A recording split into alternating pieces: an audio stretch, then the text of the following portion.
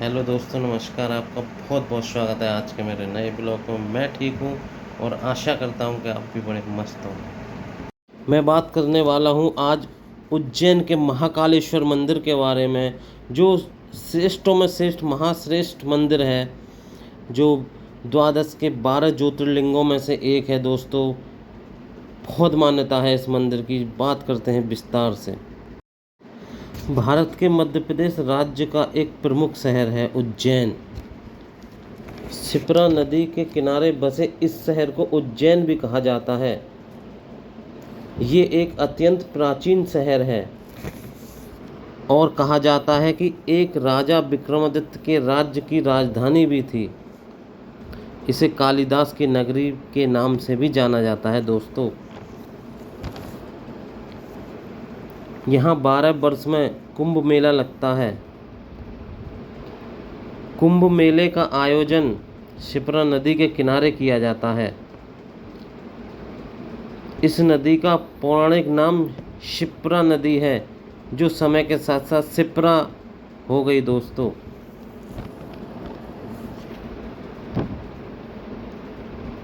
यह मध्य प्रदेश में बहने वाली सबसे प्रसिद्ध और ऐतिहासिक नदी है।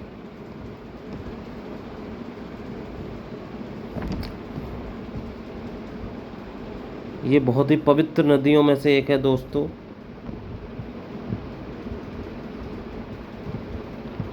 एक किंवदंती के अनुसार नदी विष्णु जी के रक्त से उत्पन्न हुई थी। ब्रह्मा पुराण में भी क्षिप्रा नदी का उल्लेख मिलता है।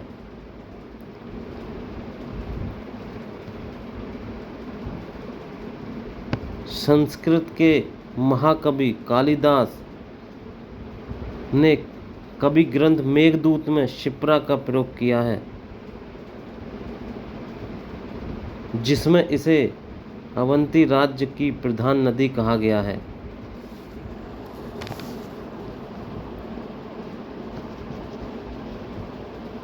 स्कंद पुराण में क्षिप्रा नदी की महिमा लिखी है। ये इंदौर एवं तेवांश के मध्यम क्षिप्रा नामक स्थान से निकलती है और 196 किलोमीटर बहने के बाद चंबल में मिल जाती है। 12 ज्योतिर्लिंगों में से एक ज्योतिर्लिंग महाकालेश्वर यहीं उज्जैन में विद्यमान है। महाकाल ज्योतिर्लिंग हिंदुओं के प्रमुख शिव मंदिरों में से एक है और इसे भगवान शिव का सबसे पवित्र स्थान भी माना जाता है।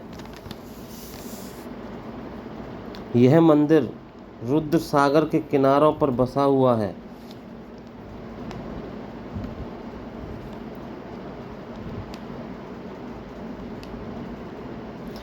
मंदिर का परिसर बड़ा ही भव्य और विशाल है। इस मंदिर के पास और भी छोटे छोटे मंदिर बसे हुए हैं। मंदिर की बड़ी आकर्षक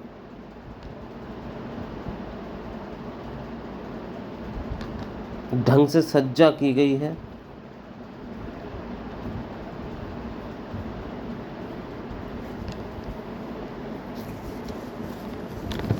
मंदिर का वातावरण चित्त और शांति प्रदान करने वाला है। महाकाल मंदिर के बारे में कहा गया है कि भगवान यहाँ मंदिर में भू के रूप में बसते हैं। इस लिंग में अपार शक्तियाँ हैं और मंत्र शक्तियों से ही इस लिंग की स्थापना की गई थी दोस्तों, जिसे काफ़ी हद तक सजाया भी गया था।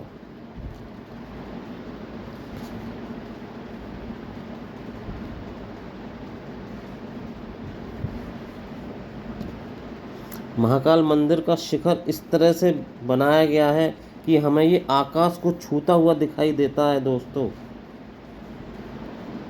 अपने आप में ये एक चमत्कार है। ऐसा लगता है जैसे बिल्कुल इस मंदिर ने शिखर को छू लिया हो। उज्जैन का महाकाल मंदिर नगर के जनजीवन पर भी अपना वर्चस्व रखता है और वर्तमान में भी पारंपरिक हिंदू परंपराओं को दर्शाता है।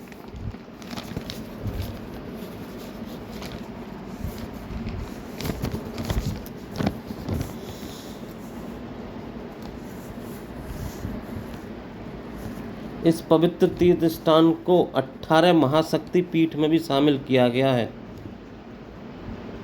शक्ति पीठ एक प्रकार से तीर्थ ही होते हैं,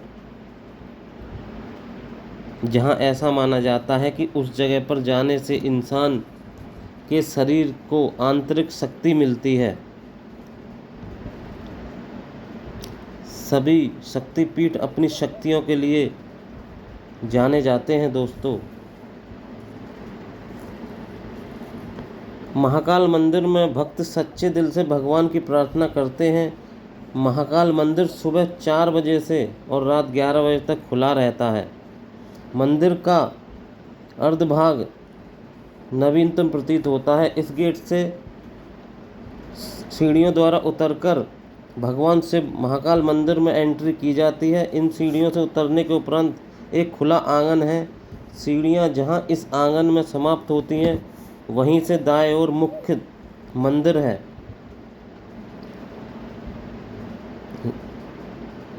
इस आंगन में और भी छोटे छोटे मंदिर हैं। ये मंदिर विभिन्न देवी देवताओं को समर्पित किए गए हैं।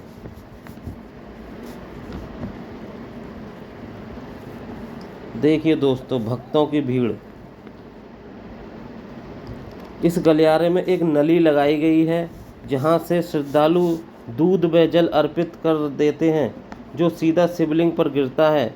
जैसे आप देख रहे हैं दोस्तों, वो वहां अर्पित कर रहे हैं दूध, और यहाँ शिवलिंग पर देखिए भगवान शिव के ज्योतिर्लिंग पर आ रहा है ये दूध।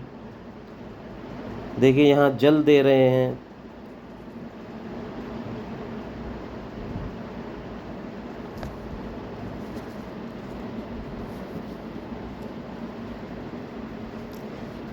ये वो भक्त हैं जो मंदिर के गर्भगृह में प्रवेश नहीं कर सकते। यहाँ ये बताना उचित होगा कि मंदिर के गर्भगृह में वो ही भक्त प्रवेश कर सकते हैं जिन्होंने धोती पहनी है। जैसे आप देख रहे हैं दोस्तों, सभी ने धोती पहन रखी है, और इसके लिए आपको पहले से अपना स्थान आरक्षित करना पड़ेगा। भगवान के दर्शन के लिए शिप्रा में स्नान करके भगवान भोलेनाथ के दर्शन, तो उनकी सब मनोकामना सिद्ध होती है। जिसको जो चाहिए भगवान भोलेनाथ उसके सब मनोकामना हृदय से करता है। पुत्र की कामना, धन की कामना, जिसको जो चाहिए वो भगवान भोलेनाथ देते हैं। ये मंदिर जो बना है आदि काल से बना हुआ है। इसका जो है सूर्य उदय होता है तो भगवान भोलेनाथ के ऊपर सूर्य की किरण पड़ती है। अस्त होता है तो इसकी किरण जो है इस साइड जो धुनी बनी हुई है, उस धुनी के ऊपर वहाँ से जो है धुनी से भगवान की दर्शन जो है होते हैं। सूर्यदेव जब प्रकट होते हैं तब भगवान के ऊपर किरण आती है, और सूर्य अस्त होता है तो भगवान के ऊपर किरण आती है। बाकी के श्रद्धालु दूर से ही दर्शन, एक निश्चित दूरी से ही दर्शन करते हैं। कहा जाता है कि इन 12 ज्योतिर्लिंग में शिव जी का थोड़ा थोड़ा भाग रहता है। यहाँ भगवान शिव को मूंछों वाला शिव जी के नाम से प्रदर्शित किया जाता है। महाकालेश्वर मंदिर में बनी मूर्तियों को अक्सर दक्षिणा मूर्ति भी कहा जाता है, क्योंकि ये दक्षिणमुखी मूर्ति हैं। इस मंदिर में भी जाने वाली भस्म आरती मुख्य प्रक्रिया है दोस्तों। दरअसल ये भस्म आरती महाकाल का श्रृंगार है। उन्हें जगाने के लिए ऐसा माना जाता है कि पहले शमशान से राख मंगाकर उनका श्रृंगार किया जाता था, लेकिन अब ये परंपरा खत्म हो चुकी है। अब कंडी से जले भस्म से श्रृंगार आरती की जाती है।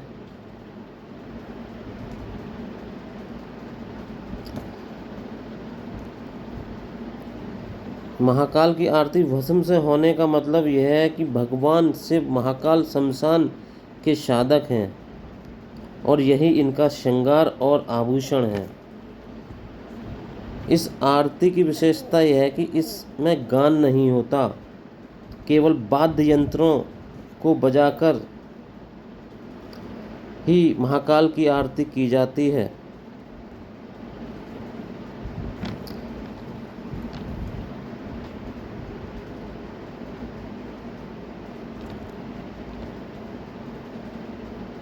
महावाद्य यंत्रों में ढोल, नगाड़े व शंख प्रमुख हैं दोस्तों।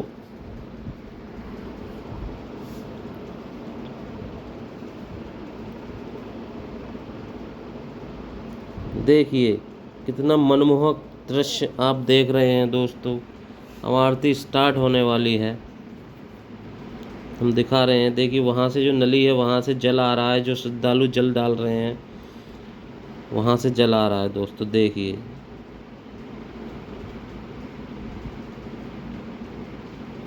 देखिए भस्म लगाई जा रही है प्रभु को। देखिए कितना मनमोहक दृश्य। ये भक्त बैठे हुए हैं दोस्तों। बहुत ही सुंदर दृश्य। भगवान महाकालेश्वर जी का श्रृंगार हो रहा है दोस्तों। अब इन्हें आरती के द्वारा जगाया जाएगा। अभी थोड़ा टाइम है दोस्तों, चलते हैं एक पंडित जी से बात करने दोबारा, जिनसे हमने अभी बात की थी। देखिए क्या कह रहे हैं वो, चलते हैं। विधि से और अर्थशास्त्र से, इन सब शास्त्रों से बन के ये मंदिर बना है। ये दक्षिण दिशा भगवान की है, यम की दिशा दक्षिण है। भोलेनाथ का मुखारविंद दक्षिण दिशा में है। दक्षिण दिशा यम की दिशा है। कालों का काल महाकाल, ये महाकाल का स्थान है। यहीं भगवान को आदिकाल से भस्म आरती होती है और भस्म भगवान को चढ़ती है। यहाँ धुनी बनी हुई है, धुनी से आती है भस्म आरती। तो देखिए चलते हैं नीचे, पूजा की आरती की तैयारी हो रही है बिल्कुल। बहुत ही मनमोहक दृश्य देखने के लिए दोस्तों आ चुके हैं हम नीचे। आरती देखेंगे अभी, आप भी देखोगे दोस्तों। बहुत ही मनमोहक दृश्य,